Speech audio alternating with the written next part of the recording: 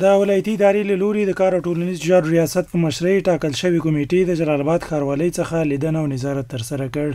دغه کمیټې د جلال آباد له ښاروال حاجي عبدالرزاق ضیایي سره د لیدنې ترڅنګ د ښاروالۍ له بېلابېلو شعباتو لیدنه وکړه. دغه کمیټه چې د ولایت بشري سرچینو رئیس مولوي محمد طاهر جلالي او د اداري اصلاحاتو رئیس مولوي طلحه هم غړي دي، مشري د کار او ټولنیز چارو رئیس مولوي فرید الله حقانی کوي. د کار او ټولنیز چارو رئیس او دغه کمیټې مشر مولوي فرید الله حقانی وایي له دغه نظارت او څارنې موخه د دولتي اداراتو د کارونو ارزول او په یو شمېر برخو کې د سپارښتنو کول دي.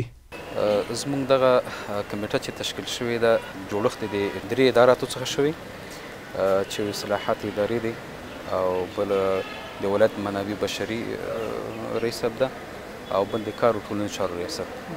د دې نه زموږ دغه کمیټه مرکب ده او موږ غواړو چې په دې اداراتو باندې وګرځېږو تر څو د دې اداراتو ارزونه وکړو په اداري برخه کې چې هغوی کې تر څو زموږ دغه ادارات څومره دي په عموم کې په ننګرهار ولایت کې دا د بهبود په طرف ته لاړ شي. موږ خو د دې نه مخکې هم تقریبا د 28 اداراتو څخه لیدنه کړې ده چې په هغې کې ولسوالۍ هم وجود لري. دې ته ورته موږ ټول اداراتو نه ارزونه کړې انشاءالله. د معلوماتو له مخې دغه کمیټې له دې وړاندې هم د بېلابېلو دولتي اداراتو نظارت او څارنه ترسره کړې ده.